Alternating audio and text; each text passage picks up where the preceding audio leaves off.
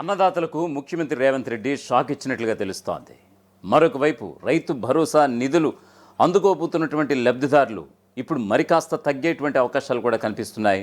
ఎందుకనంటే శాటిలైట్ ద్వారా సాగు చేసేటువంటి భూములకే రైతు భరోసా ఇస్తామని నిర్ణయించుకుంది రేవంత్ సర్కార్. సో ఈ క్రమంలో ఉదాహరణకి 1,00,000 మంది రైతులు ఉంటే కనుక అందులో 10% ఇంచుమించుగా ఇప్పుడు రైతులు ఈ యొక్క రైతు భరోసాకి నోచుకోలేనటువంటి పరిస్థితి. మరొక వైపు ఈ రైతు భరోసా నిధులు ఫిబ్రవరి నెలాఖరికల్లా, అంటే ఈ నెలాఖరికి ఈ యొక్క రైతుల ఖాతాల్లో వేసేటువంటి చర్యలు కూడా వేగంగా జరుగుతున్నట్లుగా తెలుస్తోంది. వాస్తవానికి ఇది లేటే. ఎందుకనంటే సంక్రాంతికి ముందు యాసంగి సీజన్కి పెట్టుబడి సాయంగా ఇచ్చేటువంటి అమౌంట్ ఏదైతే ఉందో ఖచ్చితంగా ఇది లేట్ అవుతూ వస్తోంది. జనవరి అయిపోయింది, ఇప్పుడు ఫిబ్రవరి కూడా ఎదురు చూస్తున్నారు. ఇప్పుడు పడుతుంది మా రైతు భరోసా డబ్బులంటూ కూడా యావత్ అన్నదాతలందరూ కూడా, రైతాంగం అంతా కూడా ఎదురుచూపులు చూస్తున్నటువంటి పరిస్థితి. ఆనాడు రైతులకు పెట్టుబడి సాయం కింద ముఖ్యమంత్రి కేసీఆర్ రైతు బంధు తీసుకువస్తే ఎకరానికి 10,000 చొప్పున ఇస్తే 2,000 అదనంగా ఇస్తామని హామీ ఇచ్చినటువంటి రేవంత్ రెడ్డి సర్కార్ ఆ మేరకు ఇచ్చుకుంటూ వస్తోంది. సో ఇక్కడ ఏమైందనంటే చాలామంది అనర్హులు రైతు భరోసా డబ్బులు పక్కదారి పడుతున్నాయి అనర్హుల వల్ల. ఎందుకనంటే సాగు చేయలేనటువంటి భూములకు కూడా ప్రభుత్వం ఇలా ఇవ్వడం అనేది కరెక్ట్ కాదు అనేటువంటి నిర్ణయించుకున్నటువంటి రేవంత్ రెడ్డి శాటిలైట్ ద్వారా ఒక సర్వే చేసి సాగు విస్తీర్ణం ఎంత ఉందో లెక్కలు కూడా తేల్చారట. సో సుమారుగా 10% మంది రైతులు అనర్హులుగా నిర్ధారించారట. సో మీరు ఉన్నారో లేదో ఖచ్చితంగా మీ యొక్క వ్యవసాయ శాఖ అధికారులను లేకపోతే మీ మండల పరిధిలో ఉన్నటువంటి ప్రభుత్వ అధికారులను మీరు సంప్రదించండి. ఖచ్చితంగా ఇది ఒక మీకు ఇంపార్టెంట్ న్యూస్ అనిగానే ఖచ్చితంగా చెప్పాలి. ఎందుకనంటే చాలామంది ఇప్పుడు రైతు భరోసాకి అనర్హులు అనేటువంటి వార్త ఇప్పుడు రాష్ట్ర వ్యాప్తంగా చక్కర్లు కొడుతోంది. సో ఫిబ్రవరి నెలాఖరికల్లా ఈ యొక్క రైతు భరోసా నిధులు, అంటే వాస్తవానికి ముందు చెప్పినట్టుగానే సంక్రాంతికి ముందే పడాల్సినటువంటి ఈ అమౌంట్ ఫిబ్రవరి నెలాఖరు వరకు, అంటే ఈ నెలాఖరులోగా పడేటువంటి అవకాశాలు కనిపిస్తున్నాయనేది ప్రభుత్వ వర్గాల నుంచి అందుతున్నటువంటి సమాచారం. సో ఈ రోజు కనుక డేట్ కనుక చూసుకుంటే కనుక ఆల్రెడీ అక్కడికి ఇక్కడికి సుమారుగా 20-25 రోజులు తేడా ఉంది. సో ఏదేమైనా సరే మీకు దగ్గరలో ఉన్నటువంటి వ్యవసాయ అధికారులు అగ్రికల్చర్ ఆఫీసర్ దగ్గరికి వెళ్ళి మీరు రైతు బంధుకి అర్హులా లేదా అనేది ఖచ్చితంగా ఒక రైతుగా మీరు ఖచ్చితంగా తెలుసుకోవాల్సిన అవసరం ఉంది. సో దీనికి సంబంధించినటువంటి ఒక పూర్తి స్థాయి అప్డేట్ చూద్దాం. సో అలాగే దీనికి సంబంధించి రైతు భరోసాకి సంబంధించి మీ పరిధిలో ఎవరైనా అనర్హులు ఉన్నారా? అనర్హులు ఉంటే కనుక ఇప్పుడు ముఖ్యమంత్రి రేవంత్ రెడ్డి తీసుకున్నటువంటి నిర్ణయం పట్ల నిజంగా మీరు ఎలాంటి అభిప్రాయం వ్యక్తం చేస్తున్నారు? ముఖ్యమంత్రి రేవంత్ రెడ్డి తీసుకున్నటువంటి నిర్ణయం సరైనదే అంటే కనుక మీ కామెంట్ అయితే తెలియపరచండి.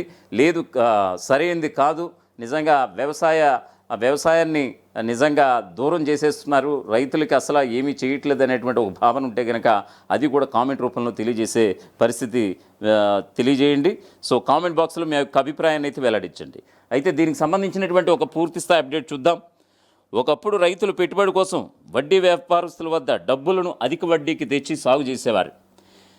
తీరా డబ్బులు ఇచ్చే సమయానికి వడ్డీ భారం అధికం అవడం, దిగుబడి సరిగ్గా రాక చేతిలో డబ్బులు లేక ఎంతోమంది రైతులు ఆత్మహత్యలు కూడా చేసుకున్నారు. దీనిలో భాగంగా గత ప్రభుత్వం అంటే కేసీఆర్ ప్రభుత్వం రైతులకు పెట్టుబడి సాయం కింద రైతు బంధు పథకాన్ని తీసుకొచ్చింది. 1 ఎకరాకు 2 విడతల్లో 10,000 రూపాయలు చొప్పున జమ చేస్తూ వచ్చింది. దీంతో రైతులకు పెట్టుబడి సాయం అందడమే కాకుండా వారికి ఆర్థిక భరోసా కూడా కల్పించారు. దీంతో రైతుల ఆత్మహత్యలు చాలా వరకు తగ్గాయని పలు సర్వేలు కూడా నిర్ధారించాయి. అయితే తెలంగాణలో కాంగ్రెస్ సర్కార్ అధికారంలోకి వచ్చిన తర్వాత కూడా ఆ పథకాన్ని కొనసాగిస్తూ వస్తున్నారు ముఖ్యమంత్రి రేవంత్ రెడ్డి. అయితే రైతు బంధు పేరును మార్చి రైతు భరోసాగా అమలు చేస్తూ వస్తున్నారు ముఖ్యమంత్రి రేవంత్ రెడ్డి. గతంలో ఇచ్చినటువంటి 10,000 రూపాయలు కాకుండా ఎకరాకు అదనంగా 2,000 రూపాయలు చొప్పున, అంటే ఎకరాకు 12,000 రూపాయలు ఇస్తున్నారు. ఎన్నికల ప్రచారంలో ఇచ్చినటువంటి హామీ మేరకు ఈ పథకం యొక్క ఆర్థిక సాయం కూడా పెంచారు ముఖ్యమంత్రి రేవంత్ రెడ్డి. ఇప్పటికే పలు విడతల్లో రైతు భరోసా నిధులు కూడా జమ అయ్యాయి. అయితే తాజాగా యాసంగి సీజన్కు సంబంధించి రైతు భరోసా నిధుల కోసం రైతులు యావత్తంతా కూడా ఎదురు చూస్తున్నటువంటి పరిస్థితి. కొన్ని కారణాల వల్ల ఈ దఫా నిధులు జమ ఆలస్యం అయింది. సంక్రాంతికి ముందే ఈ డబ్బులు జమ కావాల్సి ఉండగా అర్హులైనటువంటి లబ్ధిదారులకు మాత్రమే రైతు భరోసా అందాలనే ఉద్దేశంతో ప్రభుత్వం ఓ ప్రణాళికను సైతం రూపొందించింది. సాగులో ఉన్నటువంటి భూములకు మాత్రమే రైతు భరోసా ఇవ్వబోతున్నట్లుగా తెలుస్తోంది. దీనికి సర్కార్ సాగు భూములు ఎన్ని ఎకరాలు, సాగులో లేనటువంటి భూములు ఎన్ని ఎకరాలు అనే వాటికి సంబంధించి సర్వే సైతం మొదలుపెట్టింది. ప్రస్తుతం ఇది కొనసాగుతోంది కూడా. దీనిని వ్యవసాయ వర్సిటీతో ప్రభుత్వం శాటిలైట్ సర్వే గత కొన్ని నెలలుగా చేయిస్తోంది.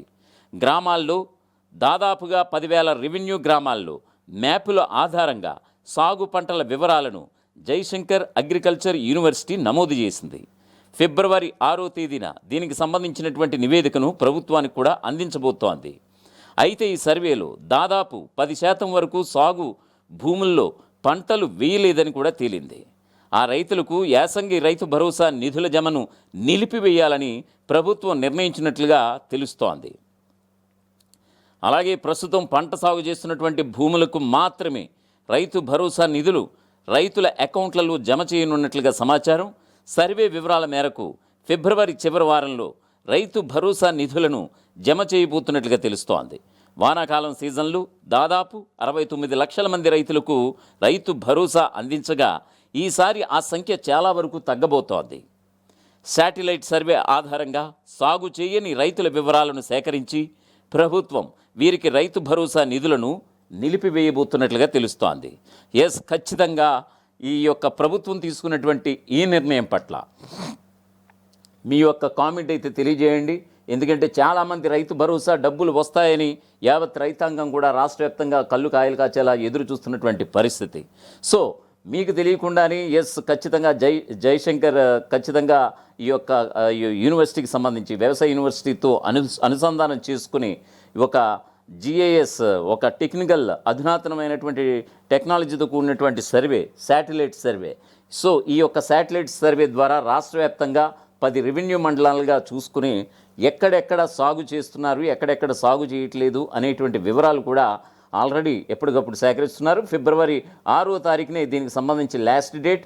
సో ఈ యొక్క ఫైనల్ అవుట్పుట్, ఫైనల్ నివేదిక ఈ యొక్క ప్రభుత్వానికి కూడా అందించబోతోంది జయశంకర్ అగ్రికల్చర్ యూనివర్సిటీ. సో ఖచ్చితంగా తెర వెనుక జరిగేటువంటి ఈ ప్రక్రియకు సంబంధించి మీకు ముందే మేము సమాచారం అయితే అందిస్తున్నాం. ఖచ్చితంగా మీ యొక్క భూములు సాగులో ఉన్నదా అయితే కనుక నో డౌట్, సాగులో లేని భూములకైతే ఖచ్చితంగా నిర్దాక్షిణ్యంగా రైతు భరోసా నిలిపివేస్తున్నట్లుగా కూడా తెలుస్తోంది. సో ఖచ్చితంగా మీకు ఏమైనా డౌట్స్ ఏమైనా ఉంటే కనుక ఖచ్చితంగా మీ దగ్గరలో ఉన్నటువంటి అగ్రికల్చర్ అధికారుల దగ్గరికి వెళ్ళి మరింత సమాచారాన్ని అయితే అడిగి తెలుసుకోండి. సో ఏదేమైనా సరే ఈ యొక్క న్యూస్ని మీ యొక్క ప్రాంతంలో ఉండేటువంటి రైతులందరికీ చేరవేసేలాగా చూడండి. ఖచ్చితంగా రైతు భరోసా కళ్ళు కాయలు కాచేలా ఎదురు చూస్తున్నటువంటి రైతాంగానికి ఇది ఉలిక్కి పడేటువంటి వార్త.